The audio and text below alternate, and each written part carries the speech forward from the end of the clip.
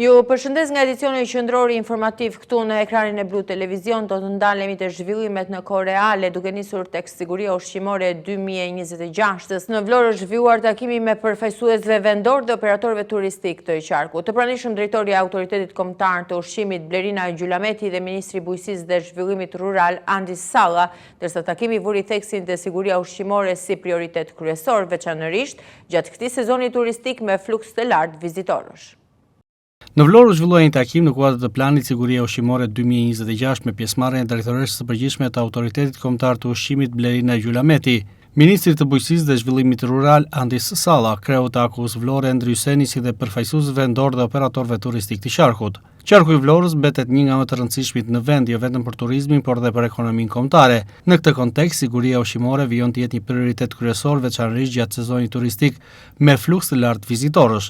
Në fjalën e saj, drejtoresha e përgjithshme e AKU-s Blerina Gjulameti theksoi se siguria ushqimore është pasaporta më e mirë e vendit dhe një faktor i rëndësishëm për besimin e publikut.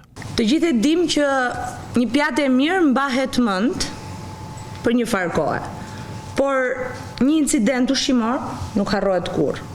Siguria ushqimore nuk është vetëm një detyrim ligjor, ajo është devula e besueshmërisë së Shqipërisë tashmë. Në Drejtorinë Rajonale të Vlorës ne monitorojmë dhe kemi përgjegjësinë për gjatë monitorimit të garantojmë për sigurinë ushqimore për mbi 1202 operatorë biznesit ushqimor. Kjo shpërndarje kërkon një menaxhim shumë të kujdesshëm dhe kemi ndarë punën bazuar në nivel risku, ndërmjet atyre që janë subjekte operatorë biznesit ushqimor me risk të lartë, në mes atyre që janë me risk të mesët apo atyre me risk të ulët. Besoj që vetëm shifra, fakti që 882 operator klasifikohen në risk të mesëm për të kuptuar se sa dhe si duhet të operojmë për të garantuar që çdo qytetar të ketë ushqime të sigurta. Kemi numër shumë të madh restorantesh në Vlorë, 523. Kemi numër shumë të lartë marketesh, supermarketesh dhe po aq furra buke dhe pasticeri. Po ashtu pjesa e atyre që tregtojnë mish apo përpunojnë mish, si edhe të gjitha elementët që duhet të mbajmë parasysh për gjitha ato operatorë të cilët janë të kategorizuar me risk të lartë për tu inspektuar. Gjithnjëherë shumë po mirëpresim turistë që kërkojnë autenticitet, përvojë reale, por ju e dini fare mirë që përvoja reale lidhet dhe me ato që është gastronomia, që është ajo çfarë ata konsumojnë në Shqipëri. Me rritjen e temperaturave, rriten jo vetëm fluksi i turistëve, por edhe rrezikët. Dhe kjo nuk mund na lejoj të heqim syt nga objektivi ynë që të garantojmë që çdo ushqim i prodhuar, i përpunuar, i transportuar, i tregtuar apo serviruar gjatë gjithë sezonit të jetë i sigurt dhe i gjërmueshëm me përputhje me standardet. Ministri i Bujqësisë dhe Zhvillimit Rural Andis Salla u shpreh se vendi ndodhet në një fazë shumë të rëndësishme zhvillimi dhe se qarku i Vlorës ka një potencial të jashtëzakonshëm turistik. Ai nënvizoi se garantimi i sigurisë për pushuesit, veçanërisht siguria ushqimore, mbetet prioritet, ndërsa kontrollet në terren duhet të jenë efikase dhe pas një tolerancë ndaj shkeljeve.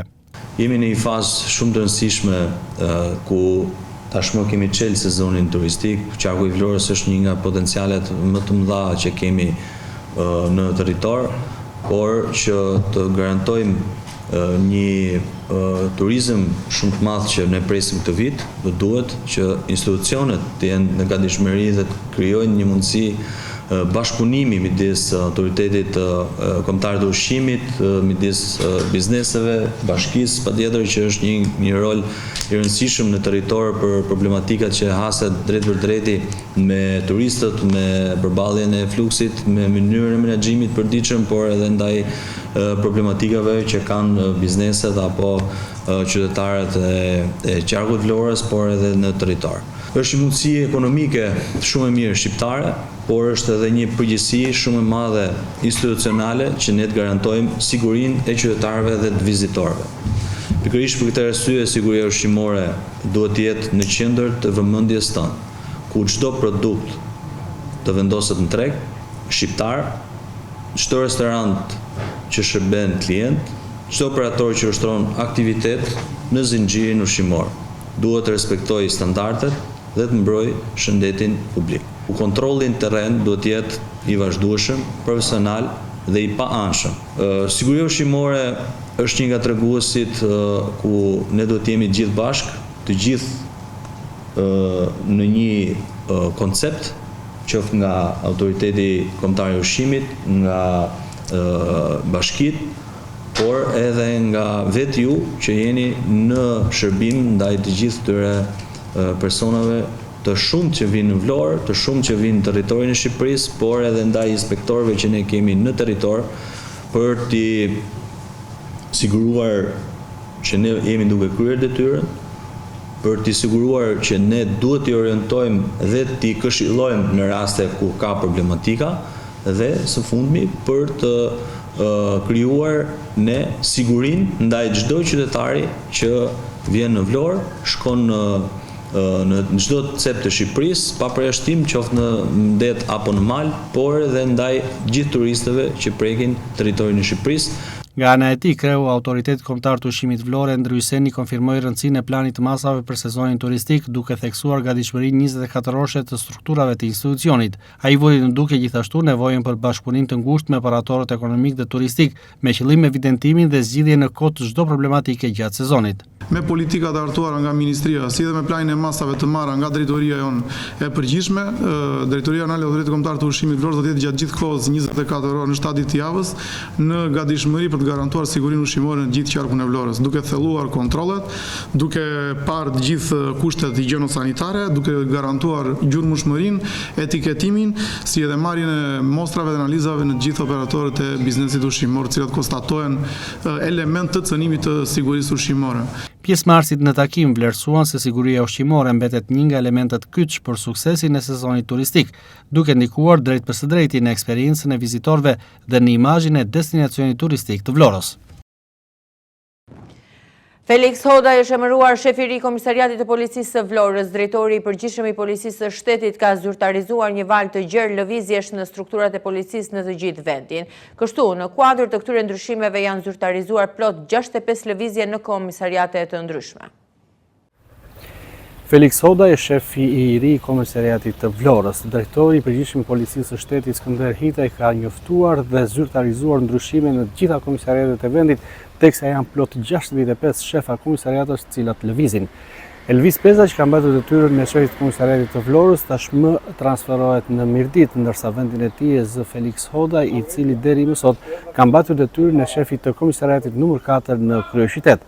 Por duket se këto lëvizje në policinë e shtetit nuk do të jenë të vetme, teksa sipas informacioneve të siguruara pritet të ketë edhe ndryshime të tjera në të gjitha strukturat e drejtorive të policive vendore në të gjithë vendin. Felix Hodaj emërohet shef i ri i Komisariatit të Policisë së Vlorës. Drejtori i përgjithshëm i Policisë së Shtetit zyrtarizoi një valë të gjerë lëvizjesh në strukturat e policisë në të gjithë vendin, duke prekur edhe Komisariatin e Policisë së Vlorës. Në kuadër të këtyre ndryshimeve janë zyrtarizuar plot 65 lëvizje në komisariate të ndryshme, ndërsa burime pranë Policisë së Shtetit bëjnë me dije se ky proces pritet të vijojë edhe në ditët e ardhshme me emërime dhe transferime të tjera. Si pjesë e këtyre ndryshimeve, Elvis Peza, i cili deri më tani mbante detyrën e shefit të Komisariatit të Policisë së Vlorës, është transferuar në Komisariatin e Mirditës, ku do të ushtrojë të njëjtin funksion. Në vend të tij është emëruar Felix Hodaj, i cili deri më tani ka mbajtur detyrën e shefit të Komisariatit numër 4 në Tiranë. Emërimi i tij në krye të Komisariatit të Vlorës vjen në një moment kur strukturat e policisë në qark po kalojnë një fazë riorganizimi dhe rifreskimi të drejtuesve. Kjo nuk është lëvizja e vetme që ka prekur policinë e Vlorës gjatë javëve të fundit. Vetëm pak kohë më parë u zyrtarizua edhe emri i Edvin Ndreut në krye të drejtorisë vendore të Policisë së Vlorës, duke sjellë një tjetër ndryshim të rëndësishëm në drejtimin e strukturave të rendit në qark. Me emërimin e Felix Hodajt në krye të Komisariatit të Policisë së Vlorës, drejtuesit e rinj të policisë në qark do të kenë për detyrë përballimin e sfidave të sezonit turistik, forcimin e sigurisë publike dhe ruajtjen e efektivitetit në luftën kundër kriminalitetit. Megjithatë, sipas burimeve policore, ndryshimet nuk pritet të ndalen këtu. Drejtoritë vendore dhe struktura të tjera të Policisë së Shtetit mund të preken nga lëvizje të reja në kuadër të riorganizimit të përgjithshëm të institucionit. Do të vjojmë më tej pas më shumë se 2 vitesh e mbyllur, nisin zyrtarisht punimet për rikonstruksionin e xhamisë së Plumbit. Gjatë një interviste për Blu Televizion, myftiu Ardit Hoxhullaku u ndal në detaje të projektit, i cili përmban rehabilitimin e kupolës, minares, mureve të xhamisë, si dhe mbulimin e verandës me xham. Pas më shumë se 2 vitesh nisin zyrtarisht punimet për rikonstruksionin e xhamisë së Plumbit. Myftyu i Vlorës, Ardit Hoxhallaku, thotë se është punuar gjatë për të rregulluar dokumentet dhe për të zbatuar të gjitha procedurat, jo vetëm me shtetin shqiptar, por edhe atë turk. Sipas Hoxhallakut, projekti do të realizohet nga Agjencia Turke për Bashkëpunim dhe Koordinim në bashkëpunim me një firmë shqiptare zbatuese. Pas shumë muajve punë do ju them që plot 2 vite jemi marrë dhe jemi munduar dhe jemi stërmunduar që diku të rregullojmë letrat dhe diku të rregullojmë procedurat e tjera si me shtetin tonë, si me shtetin turk, për arsye se këtë punë do e bëj Tika dhe më në fund sot si ditë edhe e premte, ditë e bekuar për besimtarët musliman, po pse jo edhe për mbar Vlorën tashmë sepse sot fillojmë punimet, pra do bëhet rrethimi i xhamis nga 2 firmat, si firma nënkontraktore shqiptare, ashtu edhe firma turke e cila është kontrollore dhe arkitekti turk. Pra sot do fillojmë të bëjmë rrethimin dhe fillojnë të gjitha procedurat në punë. Ardit Hoxhallaku tregon disa nga detajet e realizimit të këtij projekti, ku thotë se projekti përmban rehabilitimin e kupolës, minares, mureve të xhamisë dhe gjithashtu edhe mbulimin e verandës me xham. Projekti përmban komplet qarkullimin e ujit rreth rrotullit të xhamisë, pra do bëhet drenazhimi nga e para. Pastaj do bëhet rregullimi i kupolës, që do bëhet siç ka qenë në origjinë, pra do kthehet me plumb. Kupola, do bëhet rregullimi i minares, mund të zbritet e gjitha në tokë dhe të bëhet nga e para, për arsye se nuk është origjinale minarja, pra do ketë ndërhyrje tek ajo, do ketë ndërhyrje në të gjithë murin komplet ku do bëhen mushjet përkatëse, në mënyrë që të dalë muri origjinal siç ka qenë, do bëhet mbulimi i pjesës së verandës për jashta dhe do bëhet me harqe e mbuluar e rrethuar me xham, në mënyrë që të përdoret 12 muajt e vitit. Pra të jetë e përdorshme, të jetë pjesë e brendshme e xhamisë. Ndërsa nga brenda do kemi të gjithë muret dhe afresket do t'i kemi të restauruara, pra çdo gjë do jetë pothuajse e re. Hoxhallaku thotë se sipas marrëveshjes ky projekt pritet të përfundojë për 18 muaj, por do të zgjasë edhe më tej këtij afati. Në përfundim të tij, Vlora do të ketë një xhami të re. Sipas marrëveshjes që është bërë me Institutin e Monumentet të Kulturës, është 18 muaj kontrata. Por që është mëse normale që mund të ketë shtyrje për shkak të shumë gjërave që mund të ndodhin gjatë rrugës. Ne mendojmë për 2 vjet do mbyllet. Vlora do të ketë një xhami thuajse të re. Po, do jetë me vlerën e saj 500 vjeçare, por që do jetë një xhami, siç thatë edhe ju, e re. Xhamia e Plumbit u përmbyt më 4 tetor 2024 prej përmbytjeve që prekën qytetin e Vlorës. Prej asaj dite deri pak muaj më parë ajo qëndronte e mbyllur për të vendosur më tej në dispozicion të qytetarëve pavarësisht dëmtimeve në muajin e shenjtë të Ramazanit. Granata me ndryshk dhe armë të mbuluara me rroba janë konstatuar në anën e rrugës së Plazhit të Vjetër. Ka qenë një qytetar ajo që ka parë armët dhe granatat atë anës rrugës, të cilat ndodhen në një prej akseve rrugore më të frekuentuara në qytet. Është lajmëruar policia e Vlorës, e cila pas vendosjes së perimetrit të sigurisë, po kryen dhe veprimet hetimore për ngjarjen. Disa granata me ndryshk dhe 2 armë të mbuluara me rroba janë konstatuar në anë të rrugës së Plazhit të Vjetër në zonën që shkon në drejtim të Zvërnecit, tek vendi i quajtur Kanali Motorit. Një qytetare ka parë armët dhe granatat anës rrugës, të cilat ndodhen në një prej akseve rrugore më të frekuentuara në qytet dhe kanë dalë në pjesën anësore të rrugës. Elisabeta Sheha ish qytetarja, e cila ka zbuluar armët në shesh, ajo tregon se ka qenë duke kaluar kur ka shkelur njërin prej tyre. Fatmirësisht, ajo nuk ka shpërthyer. Sheha i thot se i ka gjetur në pjesën anësore të rrugës. Fillimisht tregon se nuk ka ditur se çfarë ishin ato, pikërisht në momentet e para, por më pas kur e ka kuptuar, nuk ka ditur si të veprojë. Po kaloja rrugën via nga puna, kalova rrugën dhe pas një kallash të mbledh me ashtu. Të mbledhë me një peshqir dhe pak dhe mora e oda të kanali, thash unë se mos të këtina gjade.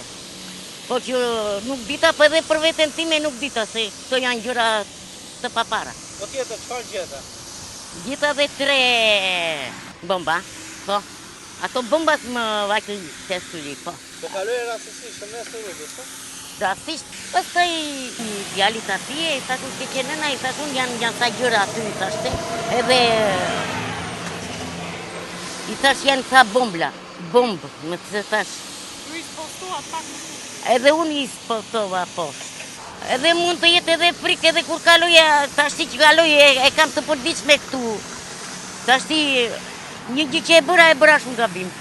Mendohet se granatat dhe armët kanë dalë aty pas pastrimit të kanalit të motorit, ndërkohë që është lajmëruar policia e Vlorës, e cila krahas vendosjes së perimetrit të sigurisë, po kryen dhe të gjitha veprimet hetimore për këtë ngjarje. Pas miratimit të ligjit për amnistin penale në institucionin e ekzekutimit të vendimeve penale të Vlorës, 13 persona rezultojnë përfitues në shkallë të ndryshme nga kjo masë lehtësuese, e cila ka nisur të zbatohet në institucionet e vuajtjes së dënimit në të gjithë vendin. Pas vendimit të miratuar nga parlamenti një ditë më parë lidhur me amnistin, 13 persona pritet të transferohen nga paraburgimi i Vlorës. Ndërkohë që sipas amnistisë dhe përllogaritjeve, 4 persona të dënuar do të lirohen menjëherë, ndërsa 7 persona të tjerë do të përfitojnë ulje dënimi. Ndërkohë që sipas informacioneve, 2 të dënuar nuk përfitojnë asnjë nga kjo amnisti për shkak se janë precedent të prokurorisë së posaçme të SPAK-ut. Pas miratimit të ligjit për amnistin penale, 13 persona në paraburgimin e Vlorës rezultojnë përfitues në shkallë të ndryshme nga kjo masë lehtësuese, e cila ka nisur të zbatohet në institucionet e vuajtjes së dënimit në të gjithë vendin.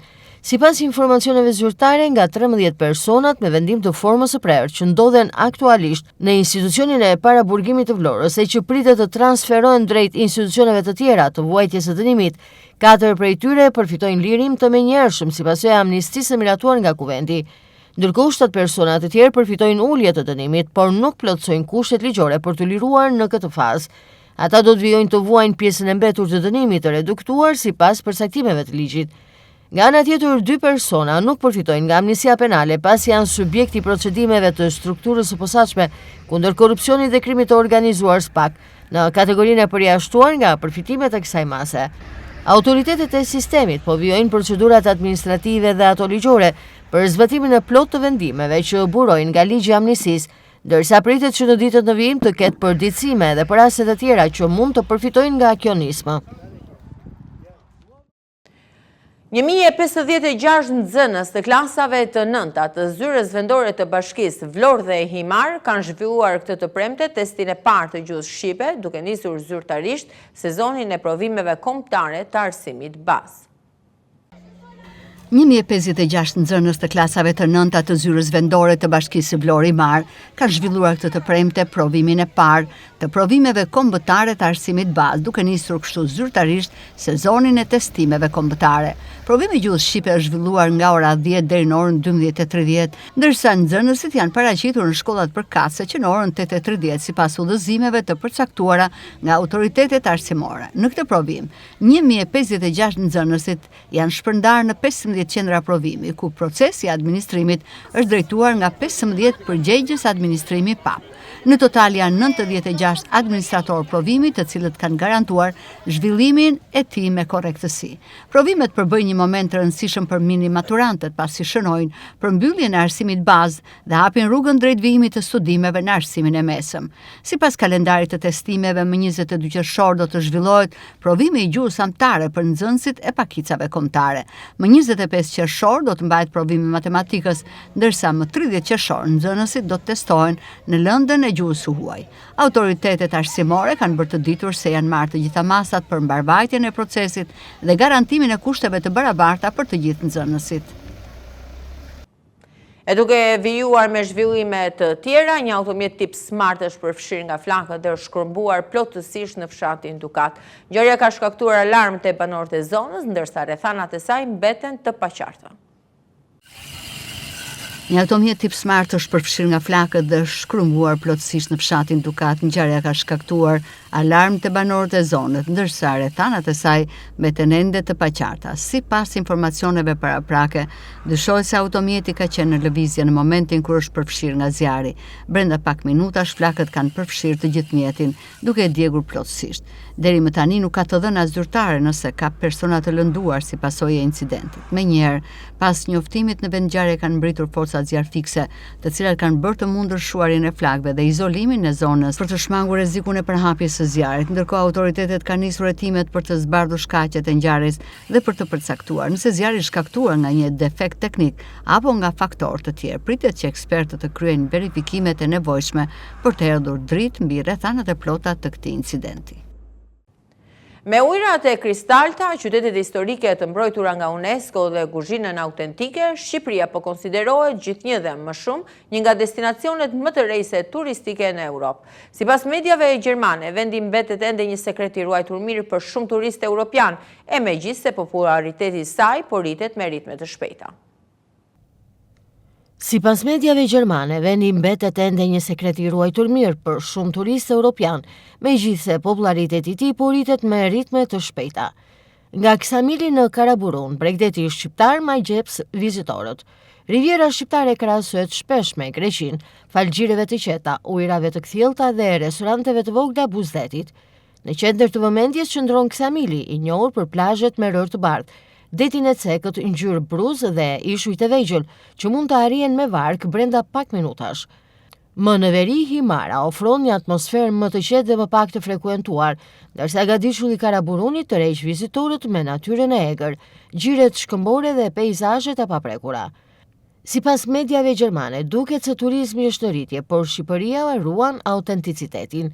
Shenjat e bumit turistik janë të dukshme. Në vitin 2025, Shqipëria priti rreth 12.47 milion vizitor, një shifër e jashtëzakonshme për një vend me sipërfaqe relativisht të vogël. Megjithatë, larg zonave më të frekuentuara, vendi vazhdon të ruaj karakterin e tij autentik. Kuzhina tradicionale mbetet një tjetër pikë e fortë. Tava e kosit e konsideruar pjatë kombëtare dhe byreku tradicional me djath ose spinaq përmenden si përvoja që nuk duhen humbur nga turistët e huaj. Shqipëria pritet të tërheqë gjithnjë më shumë turist në vitet e ardhshme, fal lidhjeve të reja ajrore dhe promovimit në rritje të rivierës shqiptare, një vend ku vizitorët që zgjedhin ta eksplorojnë mund të përjetojnë ende një Shqipëri autentike larg turizmit masiv. I ngritur nga qeveria më 23 mars të 2026 pas shtrejtimit të çmimeve gjatë luftës në lindjen e mesme, qeveria ka vendosur të shfuqizojë bordin e transparencës për karburantet. Lajmin e ka dhënë Ministria e Ekonomisë, Delina Ibrahimaj, pas mbledhjes së ministrave. Qeveria ka vendosur të shfuqizojë bordin e transparencës për karburantet. Lajmin e dha Ministri i Ekonomisë, Delina Ibrahimaj, pas mbledhjes së ministrave. Bordi i transparencës u ngrit nga qeveria më 23 mars 2026 pas shtrejtimit të çmimeve pas luftës në lindjen e mesme. Një vendim tjetër shumë i rëndësishëm lidhet me përfundimin e situatës së veçantë në tregun e hidrokarburantëve. Sot do të ndërpresim bordin e transparencës që prej disa muajsh është në funksion. Çmimi prej 2 javësh ka ardhur duke u reduktuar në bursë ka rënë, tha Ibrahimaj. Do të ndalemi te zhvillimet kulturore në sheshin Adem Jashari mbrëmjen e sejntes është çelur ekspozita Një mbrëmje arti për artistët e vegjël, një ekspozitë ku janë shpalosur punimet në pikturë të fëmijëve të grupmoshave 10-15 vjeç e organizuar nga Qendra Kulturore e Vlorës. Në sheshin Adem Jashari mbrëmjen e sejntes u çel ekspozita Një mbrëmje arti për artistët e vegjël, një ekspozitë ku u shpalosën punimet në pikturë të fëmijëve të grupmoshës 10-15 vjeç e organizuar nga Qendra Kulturore Vlorë dhe Smart Capital, gjithashtu me pjesëmarrjen e studiove Mia Art Art dhe Bruna Aliaj Art Gallery. Jonida Mehmetaj, drejtuese e galerisë Mia Art Art, thotë se në këtë ekspozitë u angazhuan 16 artistë të vegjël, të cilët kryen punime si profesionistë të vërtet. Mehmetaj tregon se qëllimi i këtij aktiviteti është të afrojë fëmijët drejt rrugës së artit. Sot jemi të pranishëm këtu në një ekspozitë fantastike të fëmijëve. Ekspozitë e cila duken sigurisht krijuar nga profesionistët. Pra janë piktura të një lloj tjetër niveli, nuk duken si artistë Pra vegjël. duhet të mahnitemi me fëmijët, me talentin e tyre, krijimtarinë, pasionin, mënyrën se si e hedhin, pra magjinë e tyre se si e hedhin bojën e telajo, pra është vërtet fantastike dhe i shikoni edhe vetë që fëmijët janë shumë të talentuar. Ky aktivitet kërkon që të sjellë një mbrëmje të magjishme ku prindrit edhe fëmijët të jenë të emocionuar, të ndjejnë artin dhe të ndjejnë punën që ata bëjnë. Arti na jep jetë, gjithmonë arti është pasion, edhe patjetër që të gjithë duhet të fokusohen dhe të orientohen drejt artit, por më tepër fëmijët. Me Art Gallery janë 16 fëmijë, janë diku secili prej fëmijëve mund të ketë 3-4 ndoshta edhe 5 piktura, por ndërkohë ka dhe galeri të tjera që kanë sjell piktura. Është një konkurs, do të jepen 3 çmime dhe ndërkohë organizatorët, të cilët i falenderoj, Smart Capital, i falenderoj për organizimin dhe financimin, do t'u japin nga një dhuratë të gjithë fëmijëve të pranishëm. Gjeksila Ahmataj dhe Leonard Porajshi, mbështetës të këtij aktiviteti, thonë se ideja për realizimin e kësaj ekspozite lindi duke parë se fëmijët e klientëve të agjencisë pikturonin bukur e ndaj u dhanë një mbështetje për këta të fundit. Sipas tyre, zhvillimi i qytetit pasqyrohet edhe nëpërmjet zhvillimit të kulturës dhe artit në të. Ky është një aktivitet i sponsorizuar nga agjencia Smart Capital në bashkëpunim me 3 biznese të tjera. Ne si agjenci në misionin ton besojmë se zhvillimi i një qyteti nuk reflektohet vetëm me ndërtimet e reja të vazhdueshme. Zhvillimi i një qyteti pasqyrohet edhe me zhvillimin kulturor dhe zhvillimin e artit. Kjo është nga arsyet që jemi shumë krenar sot për të qenë pjesë, veçanërisht pjesë iniciatore dhe organizatore e këtij aktiviteti. Ka qenë një bisedë që ka marrë spunto nga ambientet e zyrave tona, ku familjar, prindër të cilët blenin pronë, flisnin dhe për le të themi fëmijët e tyre, për jetën e tyre kulturore dhe angazhimet e tyre brenda qytetit. Pra, një kombinim i jetës sociale të mirëfillt brenda qytetit. Duke qenë se disa prej tyre kishin fëmijë të angazhuar dhe që kishin këtë talent jo shumë të ekspozuar, dhe në fund ditës arti pa ekspozuar nuk është art, e nisëm nga këtu, nga kaq thjesht, nga një mendim kaq i thjeshtë, nga një bashkëbisedim i ngrohtë në ambientet e zyrave tona me klient tanë të brendshëm. Në filozofinë tonë si agjenci, ky nuk është i pari aktivitet që ne sponsorizojmë, apo që përpiqemi t'i japim zë dhe vëmendje. Jetesa është e kombinuar edhe me pjesën sociale dhe ndërveprimin social. Ne nuk jo vetëm punojmë, po dhe jetojmë në këtë qytet, dhe duam që jeta këtu të jetë e larmishme dhe pasur. Kemi aktivitete të mparshme të cilat i kemi reklamuar vetëm brenda rrjeteve tona sociale, që janë lidhur me financim për fëmijët që kanë qenë pjesë e familjeve në vështirësi ekonomike, ka pasur dhe financime për aktivitete që janë lidhur me gra që i përkasin shtresave më vulnerabël. Qasja jonë është e tillë, sikurse ju thash, është një qasje e kombinuar midis punës dhe jetesës në këtë komunitet, duke ndihmuar kauza të cilat bëjnë sens shoqëror, bëjnë sens social. Profesioni jonë na lidh me shumë njerëz dhe të mirat që na ka sjell ky popull i qytetit të Vlorës, ose më mirë qytetarët e Vlorës, ne mundohemi që të jemi në shërbim të tyre, po edhe t'i ndihmojmë ata për të rritur. Dhe këtu janë fëmijët e tyre, duke u dhënë një mundësi të mirë që të spikaten në profesionin e bukur të artit. Ndihma jonë është ajo që ne i ekspozojmë në prani të shumë qytetarëve dhe si sponsor që jemi do blejmë edhe pikturat e tyre që i këshilloj edhe qytetarët të tjerë të japin një ndihmë fëmijëve për të rritur. Arti për ne është një shprehi e çdo personi. Çdo njeri duhet i lirë që për të shprehur mendimin e lirë, si në gazetë, si në jetën e përditshme. Ka shumë nga ata që duhet ta shprehin me art. Dhe mundësinë që ju japim ne ta shprehin me art. Në fund të aktivitetit pati gjithashtu ndarje çmimesh për 3 prej pikturave të vlerësuara nga juria si më të mirat, gjithashtu për të gjithë pjesëmarrësit u shpërndan edhe dhurata. Ju përshëndes dhe falenderoj për vëmendjen. Mirupafshi.